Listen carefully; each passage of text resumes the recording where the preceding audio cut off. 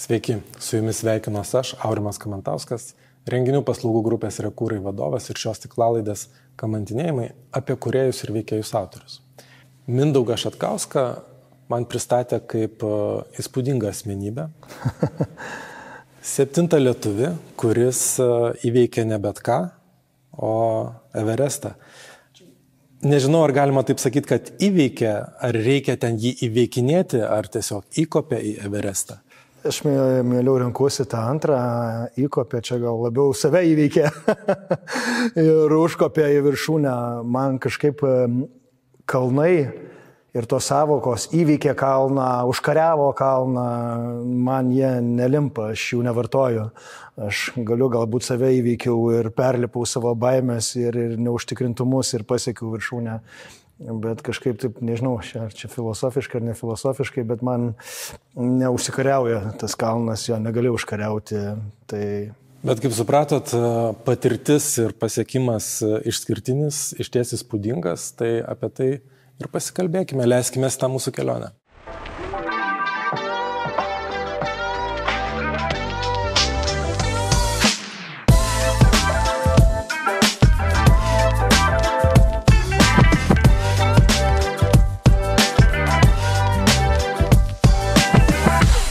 Aš gal dar norėčiau šiek tiek pridurti, Everestas, bet man net nežinau, kaip aš skau šitoje dalyje, mano, kuris didesnis yra pasiekimas galbūt, ne, bet aš pirmas lietuvis, kuris nenusileidęs iš Everesto viršūnės.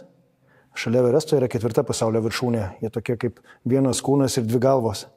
Ir eina vienas kelias, 4. stovykloje, galim sakyti, išsiskiria. Vienas kelias į Everesto viršūnę, kitas į 4. pasaulio viršūnę Lodzę. Tai aš pirmas lietuvis, kuris nenusileidęs, pasiekiau Everesto viršūnę, nusileidau į 4. stovyklą, šiek tiek pailsėjau ir naktį tada sekančią iš karto vėl kopiau į 4. pasaulio viršūnę ir ją pavyko pasiekti. Tai galbūt papildysiu. Everestas, okei, taip irgi, bet dar čia daugiau kažką padariau. Dar vienas medalis. Beje, ta viršūnė dar Lietuvų buvo nepasiekta, tai pirmą kartą Lietuvos trispalvė tenai toje viršūnėje suplevėsavo. Aš negaliu patikėti net šiek tiek kartais pats savo, kaip ta mano kelionė, mano gyvenimą apsuko arba galbūt pakreipė, taip galėčiau sakyti, kur po tos kelionės mano gyvenimas tam tikra prasme kaip filmas pasidarė. Tai kai tik užgimsta noras, nuo ko reikia pradėti? Pradėti. Tokį turiu palinkėjimą dažnai, kurį naudoju. Tai aš linkiu didelių svajonių. Ir pirmo žingsnio link jo. Jeigu tavęs gyvenimas kažkokiu būdu neišstumia iš komforto zonos, tai turi pats žengti tą žingsnį iš komforto savo zonos. Kuris etapas kopiant į kalną buvo pats sunkiausias? Ir ar buvo toks momentas, kad prasisuko visas gyvenimas? Tai ko aš labiausiai bijojau, prisipažinsiu, tai neturėti galimybės išeiti į viršūnę šturmą, kas tikrai tikėtina buvo, susirgus. Ten iš tikrųjų pavyzdžių buvo, kaip nušalo visas galūnės, bet nušalo ta prasme, kad amputavo ten kojas, rankas. Ir viskas vyksta, kol tu irgi čia esi, tai baziniai stovykla ir tu žinai, kad tu ten eisi arba girdi, kad kažkas žuvo kalne, numirė, nes irgi oras ten koks nors buvo, ar ten virvės kažkas, nežinau, nukrito. Tai ten, nuolat, tai nėra taip, kaip aš čia sėdžiu dabar ir viskas ten fan. Ir žinai, kas turi gyvenime čekliste tokį punktą seksas lėktuve. Ar įmanoma seksas kalnuose? Ja, tikriausiai viskas įmanoma, kaip Everestą įmanoma pasiekti, tai tikriausiai įmanoma ir taip, bet jau taip sunkiau įsivaizduoti. Lėktuvė kažkaip lengviau įsivaizduoti. Lėktuvė kažkaip lengviau įsivaizduoti. Ten 8 kaip pavyzdys kilometruose kažkaip apie seksą nelabai galvojasi.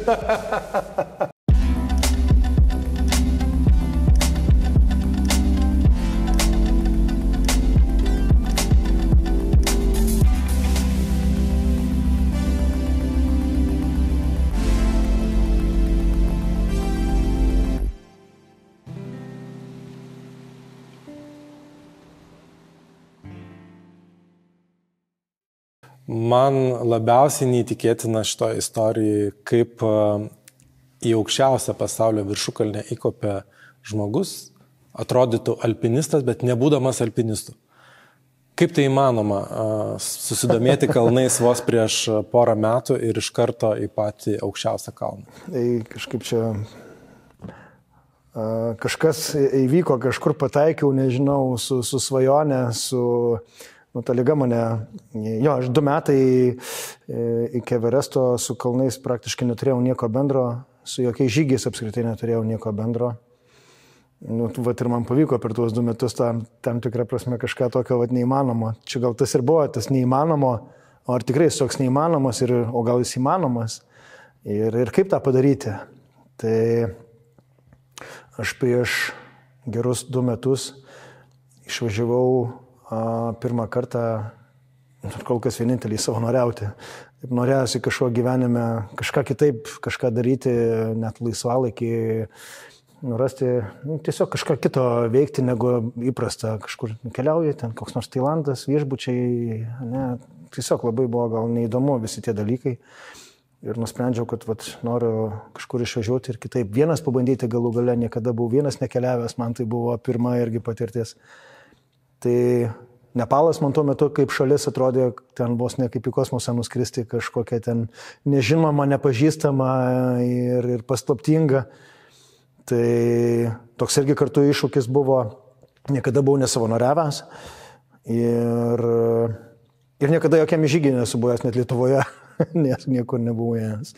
Tai tokių daug man naujų dalykų, daug naujų pradžių buvo ir aš išvažiavau į tą Nepalą. Ir aš negaliu patikėti net šiek tiek kartais pats savo, kaip ta mano kelionė, mano gyvenimą apsuko, arba galbūt pakreipė, taip galėčiau sakyti, kur po tos kelionės mano gyvenimas tam tikra prasme kaip filmas pasidarė ir džiugu, kad buvau ir esu to filmo pagrindinis veikėjas ir iš tikrųjų aš visų tuo laikotarpiu, nežinau, jis buvo nuostabus ir toliau viskas nuostabu, aišku. O kiek beje pačiam metų? 39, bet jau neužilgo 40. Aš tiesiog galvoju, gal reikėtų pradėti dar nuo anksčiau, dar nuo ko prasidėjo ta kelionė ir kalno pažinimas ir sutikimas ir išsikėlimas savo kaip tikslo. Aš net galvoju jaunajam žiūrovui, tikiu, kad tokių taip pat turiu savo auditorijai. Kaip jam paaiškinti, kas tai yra tas Everestas ir kur jis yra. Šiandieninė tiktokerių karta galimai su geografija mažiau draugauja negu mes savo laikų mokykloje. Geografiškai aš tik labiau gal optimistiškai nusiteikęs dėl jaunimo. Jiem informacija taip yra pasiekiama kaip niekada anksčiau lengvai. Be abejo, mes turim labai daug trikdžių ir nebūtinai išai gali pasiekti, bet Everestas yra Nepalo ir Kinijos pasienyje. Tai jis netgi į Everestą galima kopti tiek iš Nepalo pusės, tiek iš Kinijos pusės, tik pas juos ten paskutinius gal 4-5 metus jie buvo uždarę dėl tam tikrų priežasčių, dar nuo COVID nebuvo galimybės kopti, tik šiais metais atidarė, kada vėl buvo galima kopti, jie limituoja ir skaičių žmonių, kurį leidžia. Tai Everestas yra, kaip minėjau, Nepale, Kinijoje, Himalajuose, nuostabiuose, įspūdinguose ir nežinau kaip kitaip pasakyti, nes Himalajai yra tiesiog kažkas wow, labai stipru, tiesiog taip galėčiau pasakyti. Tai su kuo tai palyginama? Nepalyginama. Man, aš neturiu su kuo palyginti, kažkaip kitaip, gal žinojimas, kai tai yra, nežinau, vien tai, kad aukščiausias kalnynas pasaulyje, didžiausių kalnų, kuriame dabar galvoju, 10 tikriausiai aukščiausių pasaulio viršūnių, iš 14 virš 8 km. Žemėje viso yra 14 viršukalnių, kurios yra virš 8 km, tai iš jų 10 yra Himalajuose. Tai jų didybė yra neapsakoma. Tai tas Mindaugas, kuris buvo mokykloje, kai mokėsi geografiją, ar tuo metu kribždėjo mintis, kad vieną dieną aš ten... Dar, kaip minėjau, prieš ir kelionę į Nepalą, man ta mintis net toli gražu nebuvo, dar jeigu būtų manęs kas nors paklausę, žinai, tu čia važiuoji į Nepalą, tai gal ruošiesi Everestui, tai būčiau reagavęs, o tai, ką tu kalbėti, tiesiog būtų neįtikėtinai skambėję ir tikrai man pačiam neįtikėtinai ta visa mano svajonė ilgą laiką neįtikėtinai skambėjo. Aš taip Pats, tu čia sugalvojau, turiu čia tikslą, svajonę ir net šiek tiek viduje toksai, nežinau, sarkastiškas gal juokas iš pačio savęs buvo, kad tu čia kaip beveik dabar pasakyti, žinai, aš skrisiu už 10 metų į mėnulį, žinai, ar į kosmosą, tai panašiai tikriausiai skambėtų. Aš ne veltui paklausiau, kaip taip gali nutikti, kad ne alpinistas įkopė aukščiausią kalną. Tai nes vis tiek tie, kas žavisi alpinizmu, praktikuoja, tai eina iš kalno į kalną ir galiausiai kaip tokia siekiamybė atsiranda tas Everestas. O kada paties gyvenime atsirado Everestas kaip siekiamybė? Kas turėjo nutikti, kad nekopinėjant kalnais staiga į patį aukščiausią? Net negaliu atsakyti, pati ta mintis, kaip ir minėjau, kaip tikslas, kaip svajonė, gimė 2 metai prieš Everestą. Lygiai 2 metai. Tai kada nukeliavau į Nepalą, aš po savanorystės išėjau į žygį, kur įvyko, kur užsikrėčiau šitą ligą, jeigu taip galima pavadinti. Ir kaip pasirodo sunkia forma. Tai išėjau į žygį 1 kartą gyvenime, 1 kartą į kalnus. Ten savų patirčių turėjau, kur tuo metu man atrodė, aš jau dabar viskas iš čia negrįšiu. Bet kada visgi grįžau, kada baigėsi tas žygis, pasakiau savo ačiū, su kalnais daugiau nieko. Šitas žygis 1 ir vienintelis mano gyvenime ir daugiau nieko nenoriu bendro turėti. Ir panašu, kad labai klydau galvodamas ir matyt, tuo metu kažkokia sėkla pasisėjo viduje. Ir po kokio mėnesio, nežinau, pradėjau kalnai, video žiūrėti, filmus, knygas skaityti, įsuko tiesiog tos mintis apie kalnus. Wow, noriu į kalnus. O aš esu iš žmonių, kad, kaip čia, maksimalistas galbūt galėčiau sakyti, jeigu į kalnus, tai aukščiausius, jeigu į aukščiausius, tai Everestą.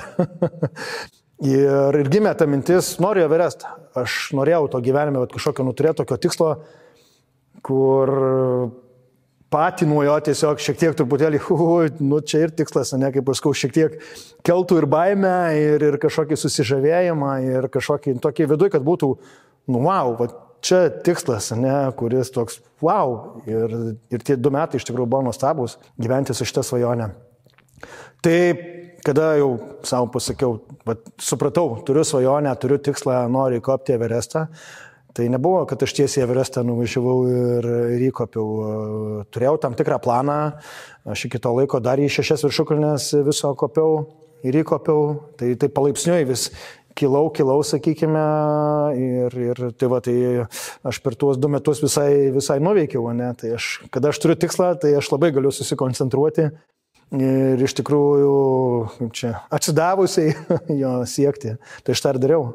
Kiek yra tame tiesos, kad žmogus, kai jau išeina į kalnus, tai jis ten ne šiaip eina užlipti į viršų, bet atsakyti tam tikrus egzistencinius klausimus, kurie jį ir pastumė eiti į tą kelionę. Žinot, mano ta svajonė Everestas nebuvo gal dėl egzistencijos, bet tiesiog tai buvo didelis tikslas, kuris mane vežė ir toks buvo, nežinau, tam tikras ir varikliukas. Bet be abejo visame tam kelyje tai labai daug apie save supratau, labai daug apie save sužinojau. Ir tas laikotarpis mane keitė. Ir labai pakeitė, sakyčiau, stipriai. Ir vertybių suvokimo pirmiausia, sakyčiau, kaip be būtų kalnuose, yra ir tam tikros rizikos, visi tą suprantam, sakykime, tai tas buvimas kažkoks, kur tu supranti, kad tu galbūt gali ir negrįžti ir panašiai. Ir daug kitų dalykų tiesiog suteikia galimybę man suprasti kitaip tam tikrus dalykus. Kuris etapas kopiant į kalną buvo pats sunkiausias? Ir ar buvo toks momentas, kad prasisuko visas gyvenimas? Pats sunkiausias man etapas tai buvo, kada laukiau visam tam pasiruošimo procese gyvenant bazinėje stovykloje. Tai aš pirmiausia, susirgau aš tiesiog ten būdamas. Tai greičiausiai COVID, nes ten daug žmonių sirgo COVID ir daug žmonių iš tikrųjų tai buvo priežastis, jie net negalėjo išeiti į viršūnės šturmą, pavyzdžiui. Tai ko aš labiausiai bijojau, prisipažinsiu, Tai neturėti galimybės išeiti į viršūnę šturmą, kas tikrai tikėtina buvo, susirgus. Praktiškai visas tas laikas buvo bemiegės naktis. Pasižiūriu laikrodį ir nueini į aplikaciją. Ten miego gali pasižiūrėti, pavyzdžiui, metų laiko savo miego kreivę. Ir visas tas laikotarpis yra tokia duobė, kur yra miego trukmė.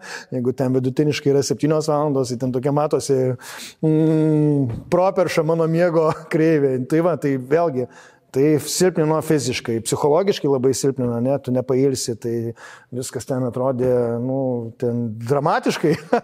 Ką teko sutikti kelyje ir kokias istorijas kalnas papasako? Tikrai daug istorijų neįtikėtinų ir buvo tas laikotarpis labai įdomus, nes sutikau įvairių žmonių ir kur buvimas tarp jų ir išplėtė mano tam tikras suvokimo ribas, ambicijų galbūt neatsakyčiau ribas, nes taip galima įkopti Everestą, bet tame kelyje supratau, bet galima ir ambicingiau, galima įkopti ir į Lodzę kartu vienu kopimu, pavyzdžiui, kas atrodė, wow, čia tikrai į kosmosą išskridimas yra, jeigu taip galima pasakyti. Tai taip, labai supranti ir vėlgi supratau, kad kiek daug aplinka gali tavo lemti, tavo svajonės, tavo tikslus, jeigu aš ten su pirmu išvažiavimu ar ten kažkokią pirmą viršūnę negalėjau dar savo tai pasakyti ir paskui vis laikui bėgant tas suvokimas plėtėsi, ambicijos netgi, sakyčiau, augo ir galimybių suvokimas augo, tai sakyčiau, labai labai svarbu yra supanti aplinka, tave pasiekiančios istorijos, kurios galbūt gali įkvėpti ir panašiai, sakykime, tai tikriausiai vienas iš tikslų, ar kaip čia, kodėl čia ir esu, tai aš noriu dalintis, nes gal kažką mano istorija įkvėps ir dar didesnius ir kitokius dalykus daryti. Tai... Vienas bičiulis man pasakė, kad reikia laiku tą suspėti padaryti. Jis taip pat kopė į Everestą, neturėjo tikslo užkopti viršų ir nesiekė to, bet besileisdamas atgal jisai sutiko berods vyresnius už save žmonės ir pasakė, tu dar spėjai tiek, sako, aš jau nebegaliu. Tiesiog fiziškai nebegaliu. Kad yra tam tikras laikas. Tai tiesa, koks beje vyriausias žmogus yra užkopęs į Everestą? Negaliu atsakyti, koks vyriausias yra, bet tikrai tarp 70-80 tikriausiai. Tikrai? Taip. Aš dabar nenoriu suklysti, reikėtų patiksinti, bet kažkas, gal net sakyčiau, arti 80. Reiktų pasitikrinti informaciją, bet ta prasme, sakyčiau, būnant ten stovykloje, tai aš toks vienas iš jaunesnių buvau. Sakyčiau, dauguma taip 50-60 gal net tam tarpe žmonės. Tikrai vyresnė, tai prasme, aš tikrai iš procentaliai, tai iš jaunesnės pusės buvau gerokai. Kiek tai yra komercializuota šiandien dienai tos ekspedicijos? Sakyčiau, apie Everestą kalbant, tai aišku klausimas, o kas yra komercializuota, bet taip, sakyčiau, labai komercializuota, bet vėl, o kas tai yra?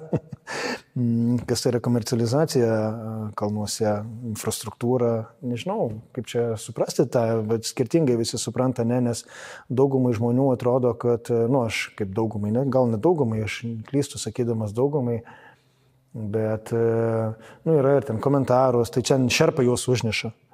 Tai taip supranta tą komercializaciją ir panašiai, ne, žmonės, pačiam reikia užlipti į tą Everestą ir taip, šerpas yra tavo gidas, tave lydintis, jo tikslas yra tau padėti pasiekti tavo viršūnę, bet jis už tave nepasieks tos viršūnės, net tu ją pats turi pasiekti savam kojom iki jos nueiti su savo kuprinė ir su savo dalykais, tai šerpas kažką gali tau panešti šiek tiek ten, maisto paduoti galbūt ne, bet tai tiek, o kas yra komercializacija?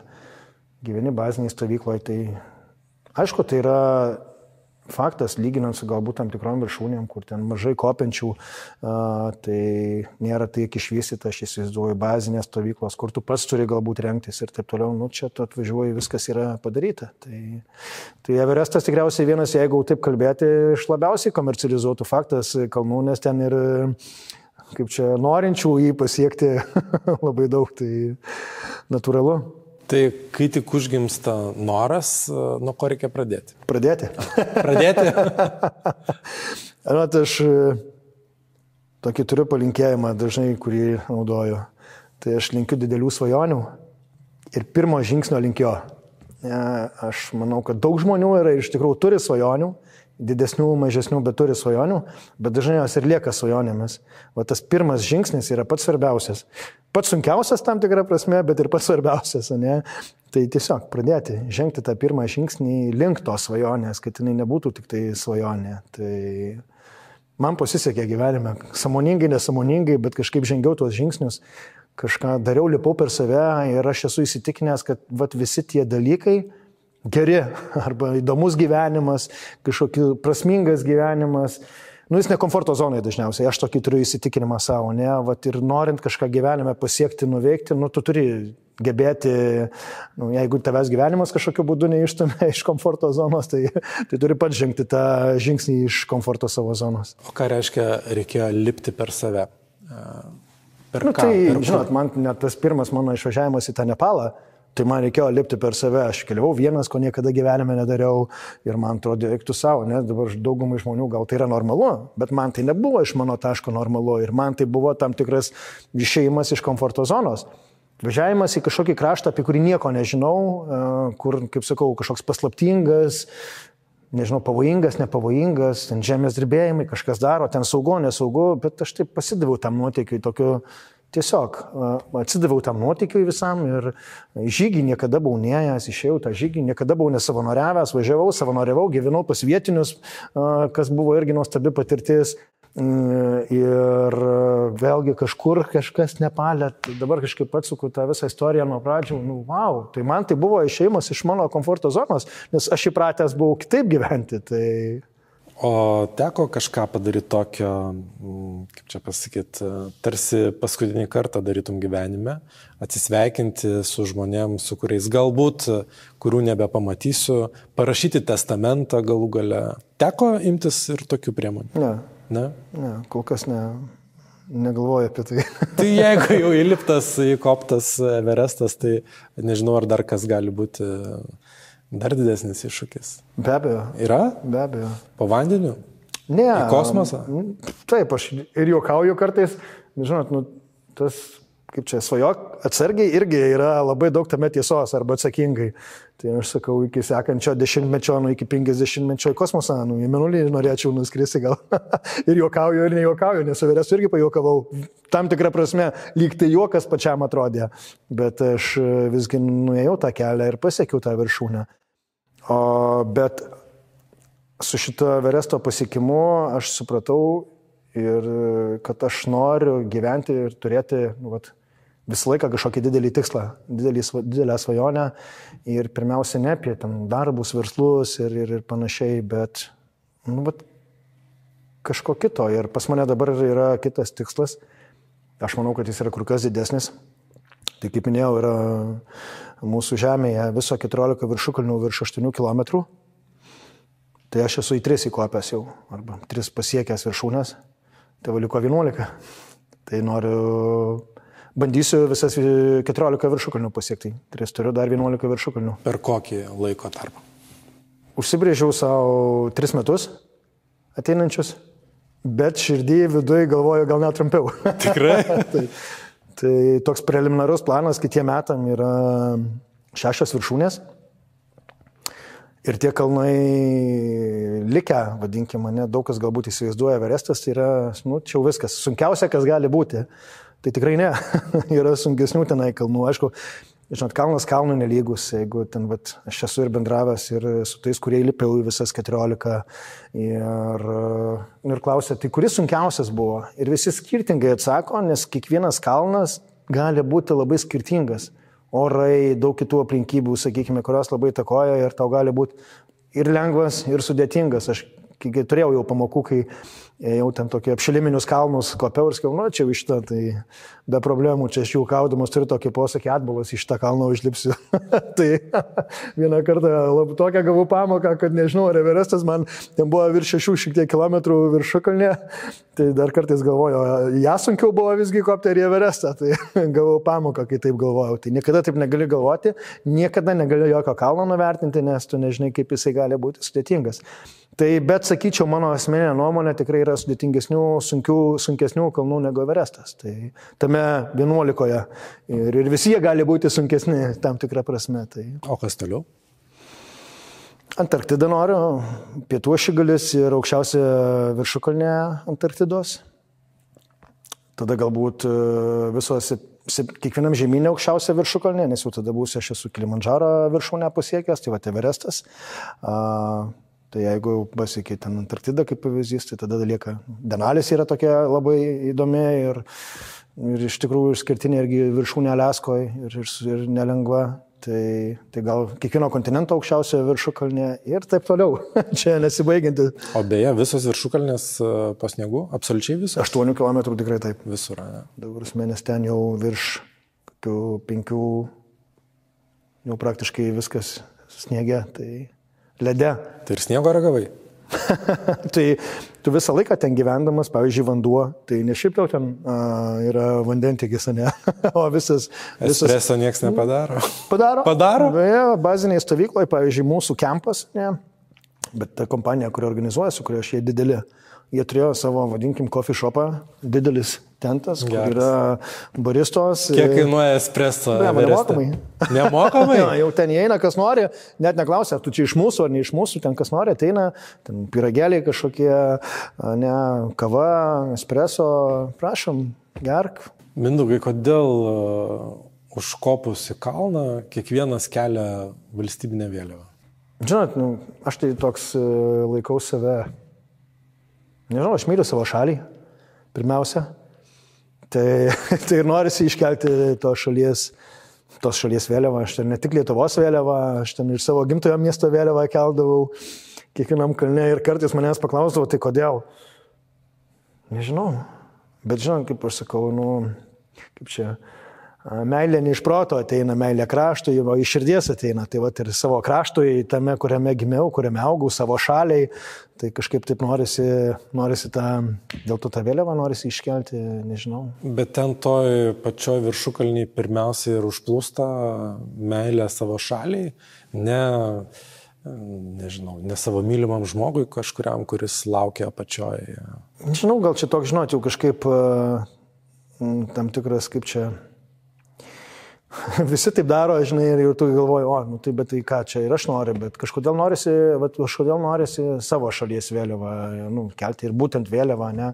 Galėtų ten daug visokių dalykų nusinešti ir daug kas nešasi, ir knygas, ir ko ten tik žmonės nesineša, ir kitokius dalykus, ir gėrimus.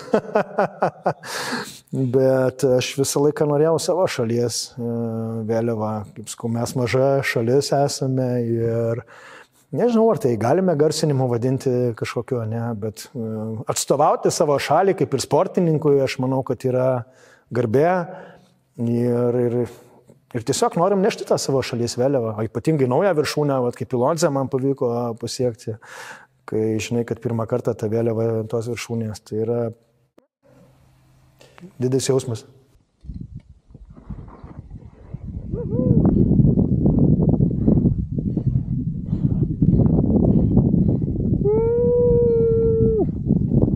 Kokie dar ritualai įvyksta viršukalniai?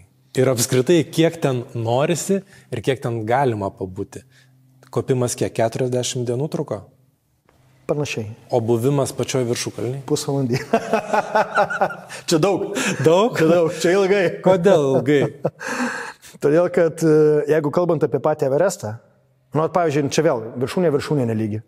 Aš buvau pernai prieš Everestą, mano buvo tokie, vadinkim, apšilimų irgi, arba dalis viso šito mano kelio link Everesto. Norėjau prieš Everestą įkopti į kitą viršukalnę, kuri yra virš 8 km.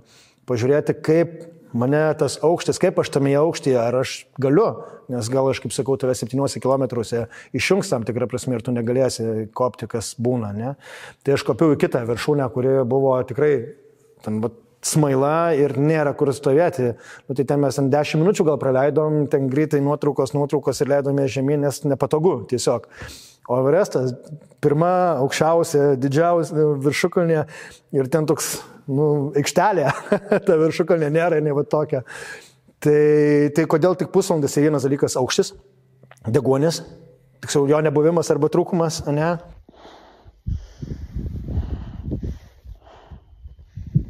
Everest.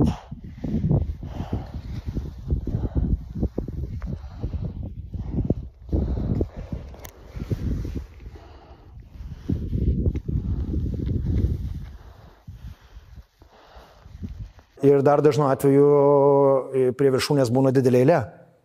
Ten tų norinčių iškeltą vėliavą? Ja, pasiekti tą viršūnę, užlipti ant jos. Ir kadangi paskutinė ta dalis, vadinkime, yra tokia Hillary Step vadinasi, ne? Jinai yra labai siaura ir tu tokia, kaip čia eini, visą laiką ant tokios keterą tokia eini, ne? Tai ten praktiškai, 2 žmonės gali šiaip netai prasilenkti, bet ten vienas žmogus gali eiti ir ten labai daug susigrūda. Ir mes esame matę, manau, daugelis ten ir žiniasklaidoje įvairių nuotraukų, kaip ten eilės Evereste. Tai ir iš tikrųjų jos būna. Tik mes strategiškai mano kopime su visa komanda šiek tiek strategiškai kitaip susidėliojo. Mes kelias dienas pirmas, nes buvo gana ilgas oro langas prognozuojamas, 4 dienų tinkamų viršūniai. 4 dienos iš eilės reiškia, tu gali pasiekti viršūnę. Ne? Ir mes pirmas 2 dienas, vadinkim, praleidom. Mes ėjom, taikėm, vadinkime, į tą 3 dieną iš tų 4, ne 1, 2, nes tą 1, 2 dieną didžioji dalis žmonių kopia, nes kodėl? Everestas tai nėra, kad tu visą mėnesį gali kiekvieną dieną į tą viršūnę, ten kada nori, tada ir eini. Ten per tą sezoną paprastai, nežinau, 2-3 dienos būna tinkamos viršūnės šturmui. Ir ką reiškia, visa ta masė eina. Tai įsivaizduokime, jeigu apie 400-500 alpinistų, plus kiekvienas su šerpu galima sakyti, tai apie 1000 žmonių eina į tą viršūnę per 2 dienas. Tai kai tik geras oras, tai pirmi visi, didžioji masė ir pasileidžia. Tai mes juos praleidom, kas buvo labai geras sprendimas ir dėl to, kada dar į viršūnę kopėm, aš buvau pakankamai greitas, tai dar tie, kurie buvo anksčiau pradėję kopimą, tai mes juos aplinkėm ir viršūnėje, nežinau, mes ten buvom 10-15 žmonių ir kiti tokia didesnė grupė, ten gerokai vėliau atėjo po geros valandos, tai mes ant tą pusvalandį galėjom ten toj viršūnėje tiesiog būti, mėgautis, fotografuotis, vėliavas kelti ir tiesiog būti. Tai čia pačiam pirmas kartas su šerpam ir tiem, kas lydi, tai čia kasdienybė? Tam tikrą prasme taip. Ja, ten mano šerpas, pavyzdžiui, Everesto viršūnėje, aš nežinau, kokį 6 kartą tai tikrai buvo. Jis netgi tą sezoną jau 2 kartą su manim buvo, nes jisai buvo kartu ir vadovas komandos, kuri, vadinkime, tai paprastai pavadinsiu, tiesiai virvės iki viršukalnės, nes visas kelias yra virvės fiksuotos, ne, prie kurių tu prisisegęs eini. Tai jis buvo tas, tos komandos vadovas, kuris tiesiai virvės iki viršukalnės. Tai jis jau tą sezoną 2 kartą užlipo su manim kartu. Tai jam taip, tam tikra prasme kasdienybė, jiem tam tikra prasme, net ne tam tikra prasme, jiem daugumai yra vienintelis arba pagrindinis pragyvenimo šaltinis. Ir taip. Ar tai brangus malonumas? Taip. Kiek reikia pinigų, kad pasiekti viršukalnę? Pati ekspedicija, sakyčiau, vidurkis Everesto tik tai be Lodzė, pavyzdžiui, kaip aš kopiau, tai 2 viršukalnės, vidurkis yra apie 60, sakyčiau, tūkstančių plus minus tiek kainuoja ekspedicija eurų. Tai kur uždirbat? Ką darote be šito pomėgio? Tai taip, šitas pomėgis ne vienintelis ir, kaip čia, iš pomėgių, aišku, pagrindinis, bet šiaip aš esu savininkas ir vadovauju keliems verslams draudimo srityje. Ir dabar. Tai ten, manau, yra pajamų šaltinis, kuris man leidžia gyvendinti savo svajonės ir gyventi įdomų gyvenimą, tą, kurį aš gyvenu. Tai daug ką pasako apie paties kompetencijas ir darbe. Reikia būti labai geram, kad uždirbti kopinėjimam po kalnus, nes kalnas po kalno, per 3 metus dar daug kalnų. Čia reikia laiko turėti ir dirbti, ir uždirbti, ir dar išleisti juos kalną. Taip, tai visko reikia. Reikia dirbti, reikia uždirbti ir aš visą laiką turiu irgi mano verslė siekiamybė, kaip aš sakau, aš niekada neturiu tokios siekiamybės ten koks nors būti didžiausias, būti ten... Mano pagrindinė gal siekiamybė visą laiką verslė yra būti geriausias. Ja, tam tikra kokybinė prasme, man tai yra svarbu. Ir aš tikiu tuo kokybinę vertės kūrimo kažkokiu keliu. Aš tiesiog tuo keliu tikiu ir jis mano gal pagrindinis toks kaip čia filosofinis kampas, kaip žiūriu į savo verslą. Kaip tą pamatuoti, kad esi geriausias? Čia subjektyvu labai sutinku, ne? Bet yra, kaip tu aišku, tam tikrą prasme subjektyviai gali matuoti arba kaip nori gali matuoti, bet yra ir tam tikrų objektyvių aspektų, kaip tu gali pasimatuoti, kaip šiandien, kaip aš sakau. Ar daugėja pas save klientų, ar mažėja, kur tie klientai, ar ateina iš kitų, ar dažniausiai taip yra, arba ateina iš kitų, arba išeina pas kitus, ne? Tai koks santykis yra, tai jeigu ateina, tai gal kažką gerai darai, jeigu išeina, aišku, kažką blogai darai, ne? Gerai, o Everestas atvedė naujų klientų?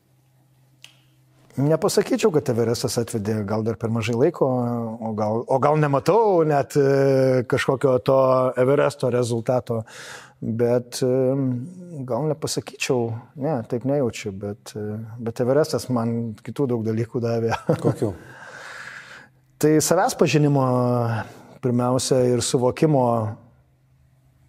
kiek aš kaip žmogus arba kiek apskritai žmogus gali ir kad mūsų ribos tai yra dažniausiai, kaip čia pabandyti palyginti, jos yra, gal net suvokimo ribos, jos yra, mūsų galimybės yra daug didesnės, negu mes suprantam arba suvokiam, gal taip galėčiau pasakyti, ne? Ir man visas tas alpinizmas per tą, sakyčiau, sąlyginai trumpą laiką pasiekti Everesto viršūnę, man leido suprasti, patikėti pirmiausia savimi, kad galiu daug daugiau, negu aš įsivaizdavau iki šiol. Ne? Ir aš dabar to tikėjimo, net kaip čia pasitikėjimo, ta prasme, viskas šiek tiek kitaip atrodo negu iki tol, negu iki Everesto, sakykime. Tai aš daug sulaužiau per visą šitą kelią, per visus kalnus, savo kažkokių klaidingų, gal net įsitikinimų apie save, ribų, kurios vis kilo ir paskui supranti, taip, jos yra tik tai mūsų galvoje ir kol tu jos nepasieki, jinai tik yra tavo galvoje. Girdžiu apie atradimus, o praradimų buvo? Nepasakyčiau. Kalnas tik davė ar ir atimė kažkam? Atminties atėmė. Tikrai? Čia rimtai. Aš susitinku, pavyzdžiui, būna situacijos, einam su kur nors dviese, žinai, susitinki, kažką irgi gatvėje, kažkur verslo susitikime, kokiam nors konferencijoje, ir supažinti nori. Ir tu žiūri į žmogų, kaip aš tave dabar, ne? O plaukų, koks jo vardas? Nors tu jį puikiai žinai. Ir neatsimeni, tą momentą nėra, tiesiog nėra. Aš žinau, kad kalnai kaip čia kerta per atmintį, ne? Ir tikrai dažnai būna, aš ten ofise, ne, kolegos. Plaukų. Noriu pakviesti ir ten tu iš dešinės. Ir aš, pirmiausia, aš nejaukiai jaučiuosi, aš nežinau, kaip tam žmogui jausis, galvoja, ta prasme, kas jam, ne? Bet iš tikrųjų, atminčiai kol kas, nežinau, tikiuosi, tai laikinas kažkoks, bet tikrai jaučiu, tai atminties atėmė. Teko vis tiek gal pabendrauti ir su kitais alpinistais, ar jiem tie patys sindromai, ar... Ir galvoju, ar aš čia įsikalbėjau, nes aš visą laiką bandau neigti, nes ne, jeigu tu patiki savo pasakai, žinai, kalnai atima atmintį, tai ir atims tau jie. Bet jeigu tu pasakysi, neatima, tai ir netims, ne, čia kaip sako, yra ten posakis kažkoks, kaip kuo tikėsi, taip ir bus, gal paprastai taip tariant, ne? Aš kitaip paklausiu, o ką norėtum, kad atimtų iš atminties tos? Ne, aš tos atminties, aš tai nieko nenorėčiau, kad atimtų, nes... O kam to reikia? Tai yra, viskas yra gyvenimo dalis, tavo kažkokio kelio dalis į kažką ėjimas. Ir aš taip gyvenime tikriausiai nieko nenorėčiau atimti arba pamiršti. Kartais gal yra kažkokių nesmagių momentų, bet tikrai tai nenorėčiau kažkaip būtų. Tai yra mano gyvenimo dalis, tiesiog, ne? Viskas ok, aš viską priimu. Mindaugai, viskas skamba paprasta, kaip labai paprasta. Užsimaniai, nori, imi, užlipi. Matot, kaip paprasta viskas, jo, užsimaniai, nori ir užlipi. Taip ir yra, tam tikra prasme gyvenime taip ir yra. Yra kartais net paprasčiau, negu mes gal galvojam. Ar tas toks lengvas pasakojimas ir besiveržianti drąsa, matau tiesiog spinduliuoja drąsa, ar nesumenkina to iš tikrųjų pasiekimo? To kito aš, kuriuo aš didžiuojuos, kad aš tai padariau? Ne, aš tai nesutikčiau ir ta drąsa, jinai veržiasi gal čia apgaulingai. Aš labai daug dalykų ir bijau gyvenime ir tuose pačiuose kalnuose. Ten tam tikrą prasme nuolatiniai baimiai gyveni, didesniai, mažesniai, ne, bet ten daugybė iššūkių yra, daugybė pavojų yra ir aš čia tikrai, žinot, kalnuose, kaip čia, kietas toks, ne, gal aš čia nežinau, gal toks atrodau, bet toli gražu taip nėra. Ir kaip aš sakau, drąsa ir baimė tai vienas šalia kito ir jie neatskiriami vienas nuo kito, aš sakyčiau. Tai ir ką aš dar vėlgi galėčiau sakyti ir supratau galbūt ir priėmiau, kad baimė yra okei. Ir ne visą laiką šalia ir nereikia jos kažkaip tapti be baimių, nes tai, aš sakyčiau, utopija, neįmanoma būti be baimių. Bet bijant, net ir bijant galima kažką daryti. Bijai, bet kopti į kalnus, ne. Aukščio sako, tai dabar jau tu gal aukščio ten nebijai. Bijau. Bijau to aukščio, kaip bijojau, sakyčiau, taip ir bijau, bet net paisant to, kad tu bijai, tu gali daryti dalykus gyvenime. Ten mano šitame kelyje pasirinktos viršūnės, ten tikrai buvo tokie kaip Amada Blam. Aš skaitau, pirmas mano techninis kalnas. Net jis tiesiog mano pirmas kalnas, galima sakyti, o ten yra tikrai patyrusiem alpinistams, sakyčiau, o aš tokie nuotykiai, kur Amada Blam ten sprogo man, jie visi ten griuvo visos mano sienos suvokimų, barjerai, įsivaizdavimų, ten įspūdinga viršūnė, netoli beje Everesto, ne. Ir aš ten taip neatsakingai priėmiau sprendimą kopti Amada Blam, toks biškai buvo, o davai.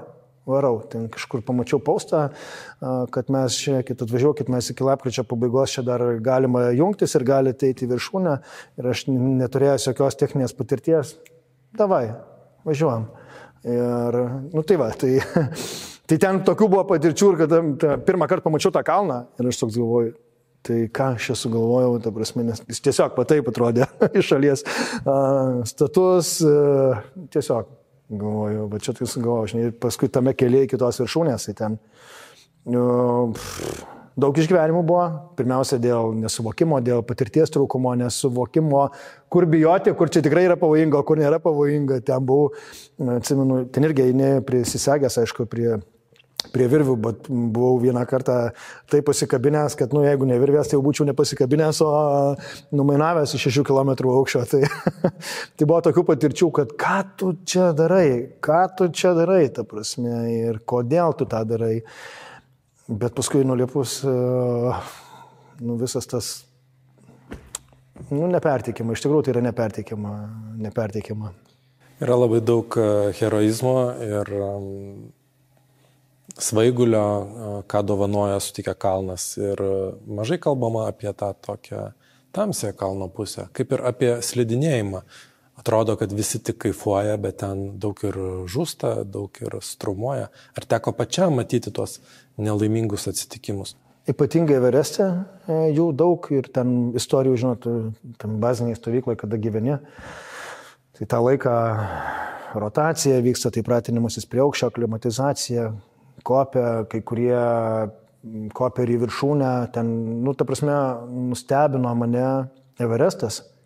Žmonės iš tikrųjų yra šiek tiek pametę protą, daug tenai žmonių yra pametusių protą, sakyčiau, kuriem ta viršūnė, aš nežinau, kas tai yra, bet ten jie ir griūk, ta prasme, ignoruoja prognozės orų, ignoruoja kažkokius patarimus, ten šerpų vietinių, toks neatsakingumas, žmonės atrodo akli ir kurti visam tam, kas sako, žiūrėk, ten neik dabar arba rytoj, nes pavojinga ir bus blogai, ir žmonės išeina ir ten iš tikrųjų pavyzdžių buvo, kaip nušalo visas galūnės, bet nušalo ta prasme, kad amputavo ten kojas ir rankas.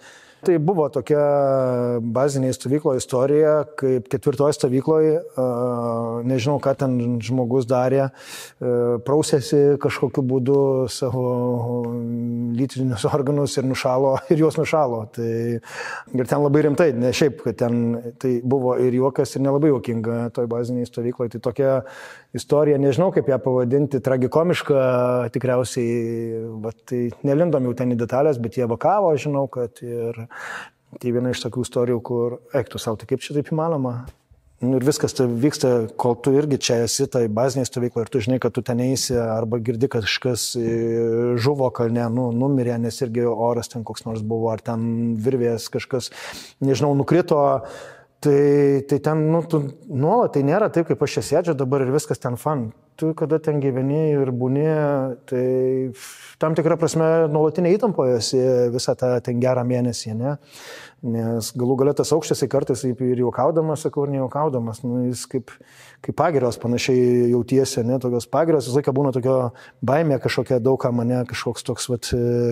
O dar prisimeni, ką reiškia pagirios, juk negeriu, jau 7 metai. Beveik 7 metai, jo, prisimenu. Tai va tai toks kažkoks visą laiką toks įtampa tame aukštyje, kažkaip smegenys taip veikia, kitaip viskas yra negu čia va žemėje, vaikščioti jūros lygyje, paprašiau viskas. Tai nėra taip paprasta, kaip ten viskas, kaip gal čia atrodytų iš mano pasakojimo. Tai išgyvenimai, visas tas laikas tai yra tikrai sunku.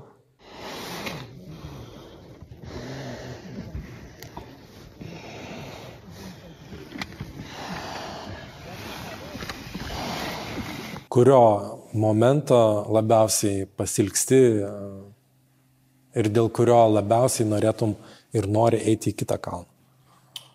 Labai pasilgsiu Nepalo. Tikrai, aš beveik kasdien apie tai pagalvoju, nežinau kodėl. Gal ir žinau, aišku, čia toks giliau pagalvojus, bet labai traukia Nepalas, visa ta aplinka, nežinau, mane ta šalis.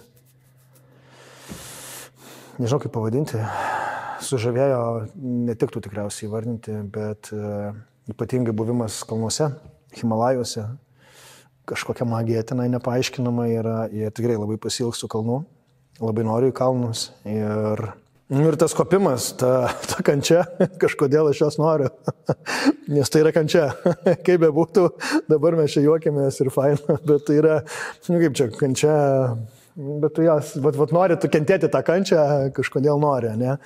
Ir lipti, ir su savim susitikti, o ką aš galiu, kur aš savo pasakysiu viskas, žinai, kaip būna kartais sportuoju, su treneriu sporto salėje, ir prisitraukimus, dabar iki negaliu, sakau, nekenčiu šito, negaliu, pasakyk skaičių, tas iki negaliu, nes tu nežinai, kur tas tavo negaliu kartais, atrodo 10, ar gali dar ar negali, bet 12, bet žiūrėk, o tai galiu dar ar negaliu, ir toks būna, ne?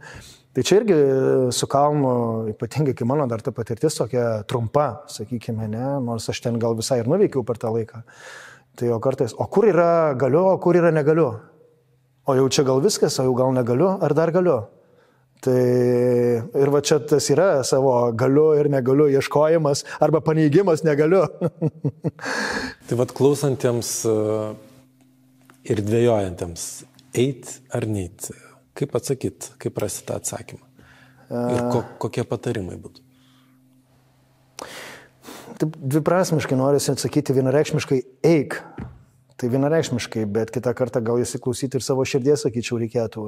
Mano toks galbūt patarimas, nes aš tikiu, kad čia tikrai atsakymai gyvenime yra ir kartais gal tik nelengva atskirti tam tikrą prasme proto triukšmą ir širdies jausmą, ne? Nes protas gali vienaip sakyti, ypatingai apie kalnus, tai protas visą laiką sako, neik, nedaryk, nelipk, būk čia ir tiesiog, ne? Bet širdies balsas sako kitaip. O kiek žmonių bandė tave patys sustabdyti?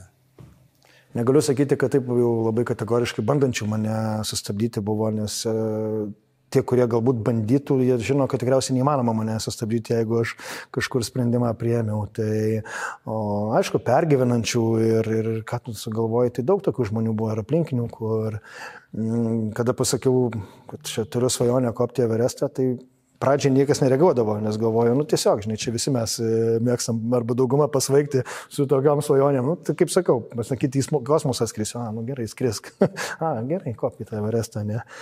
Tai, bet kada pamatė, kad čia viskas iš tikrųjų realu, tai nežinau, bet sakyčiau, daugiau, aišku, palaikymo to buvo. Ir tik tai vienintelio, ko labai nekalbėjau, kad o gal bandysiu kopti iš karto į 2 viršukalnes. Visai ten kelis kartus užsiminiau ir artimiesiam, ir ten gal keliem draugam, tai tie žvilgsniai supratau, kad geriau gal net nepasakoti, nes žmonės tiesiog sako, davai nebesvaik. Buvo dvejonių, kad ką man to reikia, gal apsukti, gal ne šį kartą sugrįšiu. Buvo? Tai aš kada leidausi iš Everesto viršukalnės, jau pasiekiau. Tai visą tą kelią iki 4 stovyklos, 4 stovyklą, vadinkime, taip leidėsi, tai aš savo sakiau, aš nekopsiu toliau. Viskas, baigta. Jo. Žemyn nekopsiu, ar kaip? Ne, nekopsiu į viršų. Supratau. Nes tu negali, jeigu nori iš karto į kitą viršukalnę, 4 stovykloje ten pailsi ir turi vėl ten vakare, kaip pavyzdys, kopti į kitą. Koks ten polisis 8 km aukštyje, ten ne polisis, tam tikrą prasme. Tai kada leidausi iš Everesto viršūnės, ar koks skirtumas, tai viskas, sakau, nekopsiu. Nes, tikrai to žodžio prasme, buvau ten ant savo galimybių ribos. Pirmiausia, psichologinių tikriausiai, suvokimo. Nes jau čia Everestas, kaip ir daugumai žmonių atrodo, čia yra maksimumas ir čia viskas. Bet nusileidau į 4 stovyklą, ten šiek tiek kažko atsigeriau, kažką užvalgiau šiek tiek, pagulėjau kažkaip ir tas toks atsirado kažkoks, kažkas ten į palydovinį mano telefoną, vadinkime, parašė žinutę, ten jau susveikinimais, nežinau, kažkokia energija pradėjo plūsti, kažkoks, kur savo pasakiau, okei, davai bent pabandom. Davai bent pabandyti. Vienintelis, pabandyk, ką aš galiu prarasti, nieko. Ir taip su kiekvieną valandą vis stiprėjau ir ne, aš savo sakau, tada pradėjau toks, leidausi nuo kalno, neįsiu, viskas, leisiuosi žemyn ir nekilsiu jokią lodzę, ir čia yra beprotybė. Iki tokio, aš bent jau pabandysiu ir tada, man atrodo, aš galiu ir aš pasieksiu ir tai pasikeitė visas tas kelias.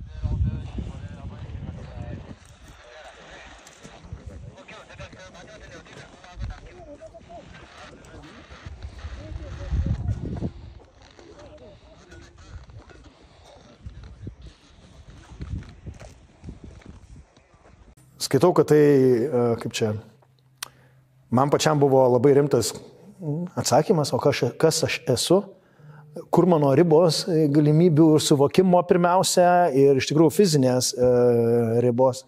Ir kaip sakau, tai su tuo jos labai pasislinko stipriai. O tai yra pakartojamas dalykas, ar užtenka vieno karto? Jaučiu, kad, jeigu manęs dar paklauso, tiesiog paprastą klausimą, ar norėtum kartoti? Sakyčiau, kad taip. Nes, tas Everestas yra iš vienos pusės, nežinau, tai yra tikrai buvo ypatinga. Man dėl to gal buvo taip ypatinga, kad tie 2 metai, tas kelias, ta svajonė, kurią aš gyvenau, buvo kažkoks neapsakomas laikotarpis ir visi tie kalnai, į kuriuos kopiau, visos tos baimės, visos tos patirtys, visi tie išgyvenimai ir tu galų galę stovint tos viršukalnės, tu suvokiai esi ant aukščiausio pasaulio kalno, iš niekur nuo nulio patirties iki tos Everesto viršukalnės per grubiai, net ne per grubiai, per 2 metus. Ir toks, wow, tas jausmas buvo stiprus. Everesto viršūnė, pavyko.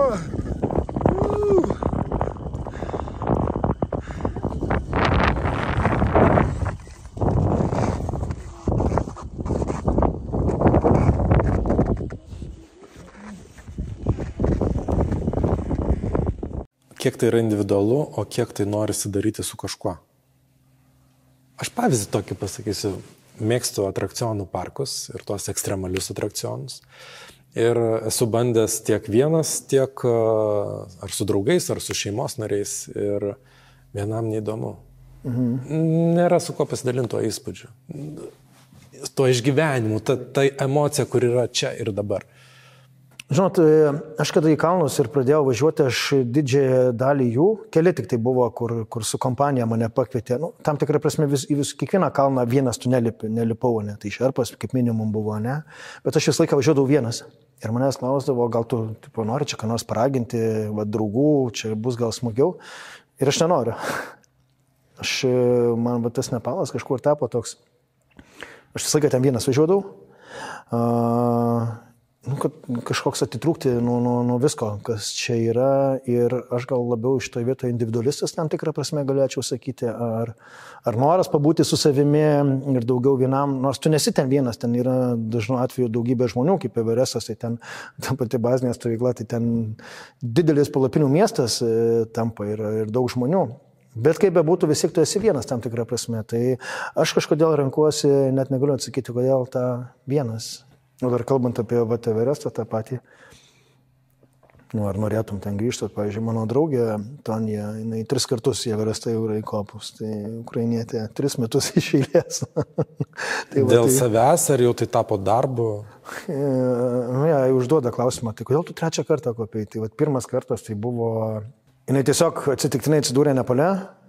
Galima taip sakyti, buvo karas prasidėjęs tais metais. Ir vėl ten aplinkybės kažkur suvedė su kompanijos, su kuria ir aš dabar kopdavau, ir jinai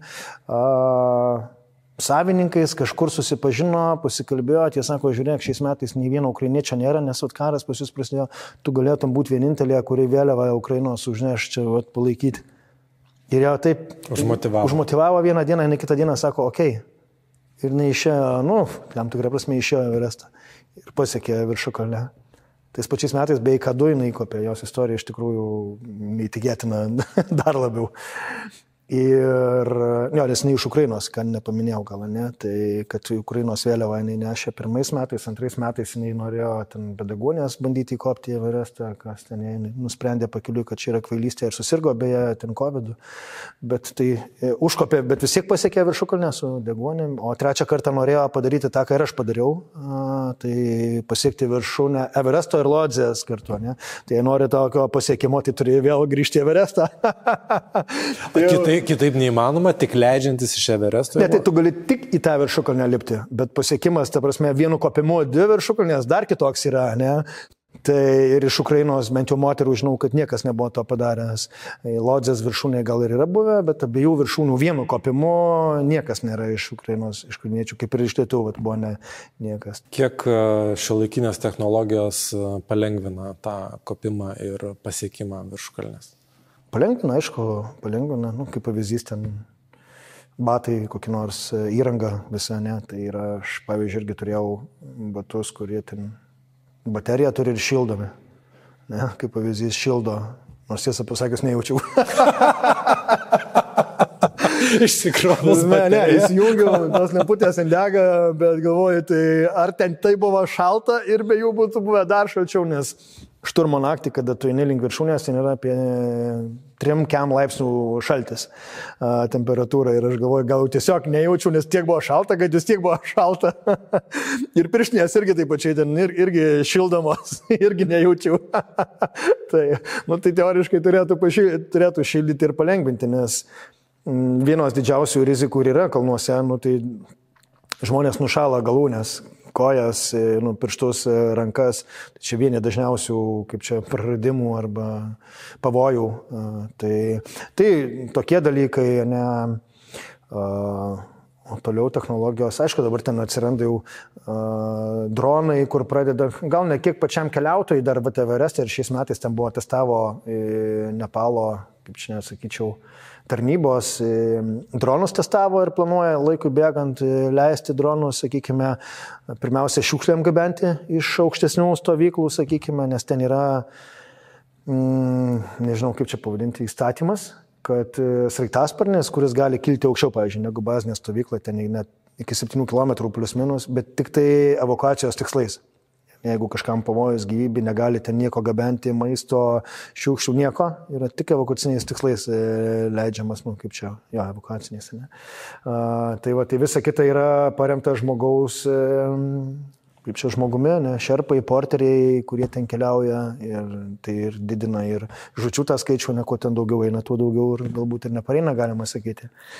Tai taip, aišku, daug labai lemia oram, o ne orų, nes kas yra labai svarbu, tai orų prognozijas, kiek įmanoma tikslesnės, sakykime, tai aišku, vėl ten kompanijos skirtingai, kai kurie investuoja į tai, kai kurie ne, ten prieinamus appsus kažkokius nemokamus naudoja, tai irgi vėl parodo ne pavojų arba rizikas su kompanijom, kurios, sakykime, pigiai pardavinėja tas ekspedicijas, o kodėl tas yra pigiai, ten, kada pradedi gilintis, tai ten taip labai jau primityviai, tiesiog yra šerpas, biški orus kažkur pasižiūri, ten kažkokios aplikacijose, kaip skau, prieinamuose, kurios ten tikslumas yra, nežinau kaip pavadinti, bet netikslios, sakykime, ne, o ten yra didelė rizika. Su orų prognozė ir tinkamu laiku būti ant viršūnės arba pakeliui į viršūnę, tai yra kritinis momentas.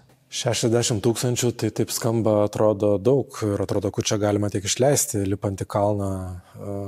Kas brangiausiai kainuoja, iš ko susideda ta ekspedicijos kaina? Taip, pirmiausia, Everestas kaip kalnas, ten apie 10 000, 12 gal kainuoja valstybei mokestis, ne, arba leidimas, kad tu galėtum kopti. Aš žinau, kad jį moka kompanijos, kurios organizuoja, ne? Tai vien tik tai jau, ne? Tai visa kita toliau infrastruktūra, bazinė stovykla, visas servisas bazinėje stovykloje, maistas, apgyvendinimas, maistas, šerpai ir šerpos su tavimi keliavimas ir tam tikros kelionės išlaidos, kaip ten, pavyzdžiui, sraigtasparnių skridimas iki tam tikrų vietų ar paskridimas paskui, sakykime, tai ten nemažai dalykų yra, kas kainuoja. Tai čia tik tai ekspedicija, tai čia dar 60, kaip pavyzdys, 1000, tai dar ne viskas, ne? O jie dar nori 2 kalnus įlipti, tai jie dar savo kainą kitą turi. Tai yra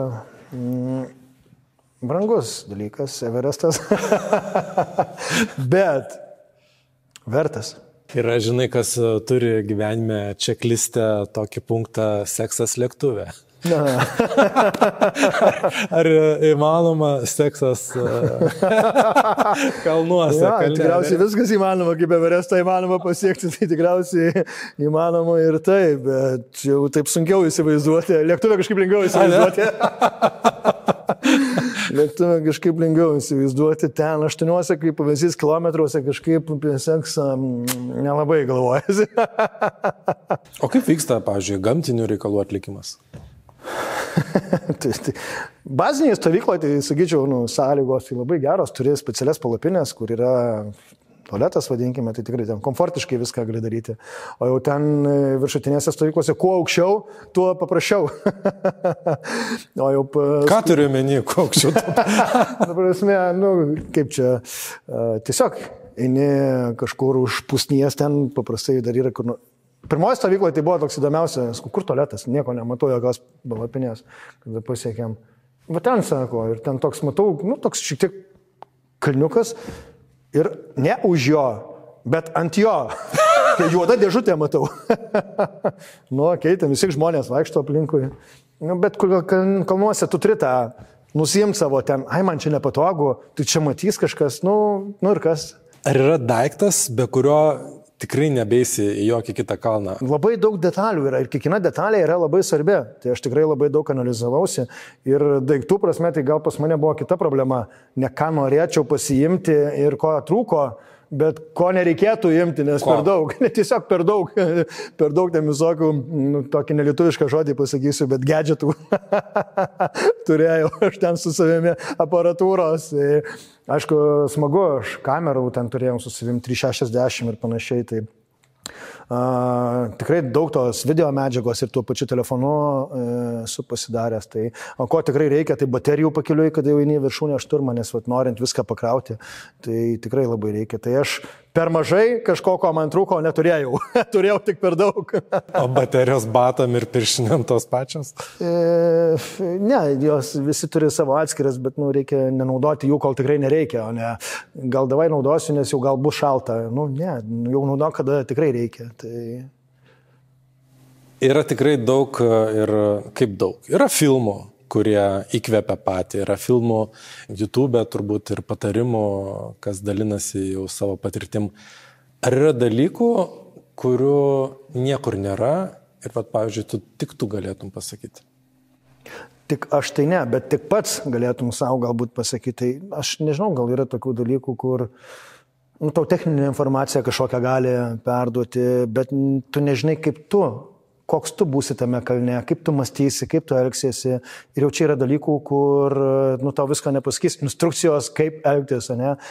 Nes baimė, pavyzdžiui, kaip pavyzdys, baimė arba ten kitokios emocijos, jos kartais arba priboja mąstymo galimybės, arba kaip tik ten sukoncentruoji dėmesį, sakykime, ne? Tai tu nežinai, kaip tu kažkur atrodo kartais, gal kažkokioje situacijoje gali ganėtinai neadekvačiai, kaip pavyzdys, pasielgti, tai tikrai tu negausi visų instrukcijų, kaip elgtis, nes nėra visų instrukcijų, aš tikiu, tai, nes kiekvienas mes esame unikalus, individualus, skirtingas ir taip toliau. Tai. Man kaip renginių organizatoriui tiesiog smalsu, ar įmanoma iš alpinizmo ir iš ekspedicijos padaryti tam tikrą azartišką televizijos projektą, kaip Dakaro lenktynės, kur masės žmonių žiūri, seka, stebi, kaip kam sekas, pergyvena, serga, palaiko. Manau, kad taip. Nebūtinai gal lenktynės, bet pati ta ekspedicija, ir ten aš tikrai ir mačiau ir nemažai tokių, kurie ėjo į ekspediciją su komanda, filmavimo komanda, ne, su dronais, ta pati draugė Monotonija, jinai jo irgi filmavo, ten jos ir Everesto viršūnės 2 kartus filmavo jau ir Lodzę, kaip ten su Ukrainos vėliava ir dronas, jos beje pirmas kartas gal buvo apskritai, kai Everesto viršūnėje šturmas dronų buvo nufilmuotas. Ten įspūdingas iš tikrųjų video, kaip Ukrainos vėliava plevėsuoja, garso takelis irgi labai tinkamas buvo.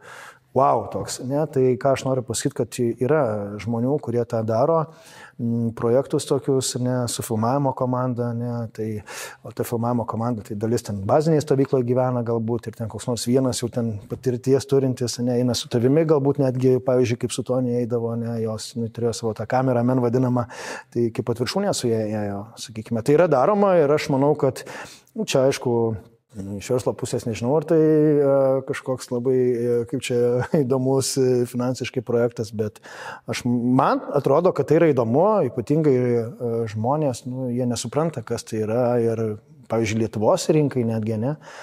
Iš vienos pusės gal tai čia nėra tų alpinistų ir čia niekam gal neįdomu, o gal iš kitos pusės tai kaip tik įdomu, nes nėra palyginti tos medžiagos, informacijos ir ten būti, matyti, kaip kas vyksta. Manau, kad įdomu, man taip atrodo, bet aš šališkas, nes man tai patinka. Labai ačiū už šį laiką, už įdomią istoriją. Iš ties, man visą laiką skambėjo, kad tai yra, na gerai, persikalbau. Nėra vis dėlto taip paprasta. Aš negaliu savo tai pasakyti, kad viskas, oi, čia lengva, eisiu. Tik man atrodo, kad tai veikus yra lengva labai kalbėti, bet... Tikrai taip. Aš žinot, mano tikslas, aš nenoriu parodyti, bet kaip tai yra sunku ir neįmanoma. Kažkokio, ne, nes yra žmonių, kurie linkia ten parodyti ar save galbūt sureikšminti, žiūrėk, aš čia, bet tą neįmanoma, aš tai padariau, ne.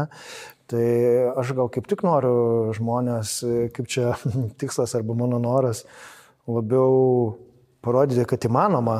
Ir taip, tai yra sunku ir nėra taip lengva, kaip galbūt čia skamba, bet įmanoma. Aš manau, kad tu savo pavyzdžių tikrai užkrėtei ne vieną, kad vis dėlto, kad tai lengva, kad tai įmanoma. Ne, kad tai įmanoma, aš turėčiau pasakyti įmanoma. Ir neturi tai būti lengva.